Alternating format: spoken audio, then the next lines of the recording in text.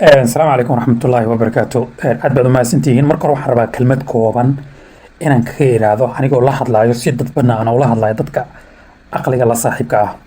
Runtii bulshadeena Soomaaliyeed waxaa ku dhex jiro dad aqliga la saaxiibka ah, wanaagsan, waxtar leh, horumar iyo yoolal ma aragtay mustaqbal fiican leh bulshadana kusoo kordhin karo.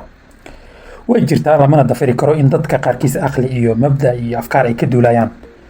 laakiin danta guud ayagoo fiirinaya ay dadka kale wax ugu darsadaan hase yeeshee daad ka socda markaad u fiirsato ma leexin karaan ayagoo aanan garab helin.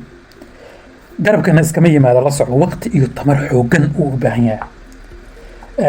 waxaana ugu muhiimsan maalgashiga qofka inuu maskaxdooda aad u sii maalgeliyaan, ruuxdoodana ay dhisaan, bulshadoodana ay waqti siiyaan oo ay sii ku daraaseeyaan ayagoo ogaan kara halka ay ka imaan karto waxaan indhahayna ka muuqdaan dhibaatooyinkan socdo fahmi karo.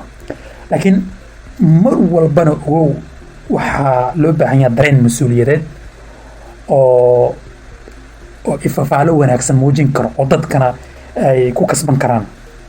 guud ahaan marka fiirsato maanta sidii hore ma ahan bulshadeena, gaar ahaan dhalinyarada. bulshada weli maysan dhimanin, balse weli waxaa jiro in qaflad baa jiro, wax baa bulshada weli haysto laakiin weli ma dhimin. dareenkooda wuu taagan yahay laakiin weli waxbaa ku dhagan. waxayna u baahan yihiin dad toosiyo oo tarbiyeeyo oo jiheeyo oo wadada saxda ah ku soo rido. marka si marka adiga aad bulshada aad hoggaanka u qabato aad u toosiso waxaad u baahan tahay fasiraad oo ah habkee yaana u baahanahay inaan la midoobo, sideena ula midoobi karaa.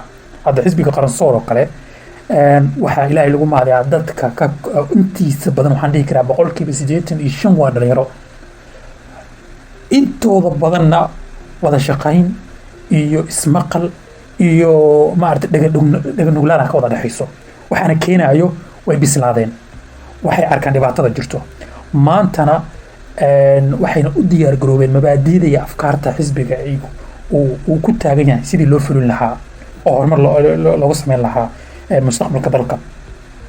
marka waxaan rabaa dadka aqliga garaadka la saaxiibka ah inaan u sheego war dalkan adinkaa iska leh. cid kale haddaad u daba fadhiisataan ogow waxaad noqon doontaa qof dhibaatada maanta ku jiro aan ka bixi doonin, jiilka dambe oo asiga ka dambeeyana aan wax heritage ah, dhaxal ah la taaban karo aan ugu tegi karin. marka si aad dhaxal iyo wax la taaban karo aan u tagno waxaan u baahannahay annagana gacmaha isqabsanno oon dhahno maxaa dan inoogu jiro, maxaan qabsan karnaa, maxaan u baahannahay in bulshadeena aan kusoo kordhino. marka taa ah waxay ina garansiin kartaa inaan isbeddel degdeg inaan la imaadno.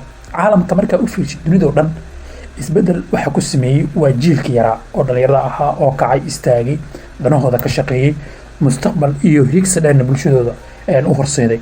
marka dadka aqliga garaadka la saaxiibka ah waa inay istaagaan, ay intaan ka badan aysan cid kale u hor fadhiisanin. waa nasiib darro adigoo aqoon-yahan ah ama wax garan kara, wax fahmi kara, inaad qof kale danta qarankaaga u daba fadhiisatid.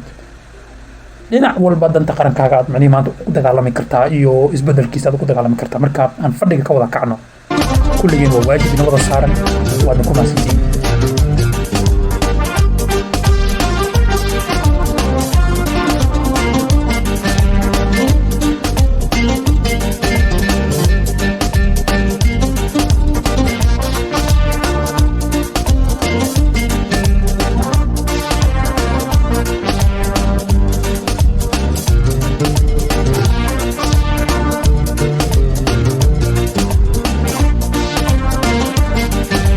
Someone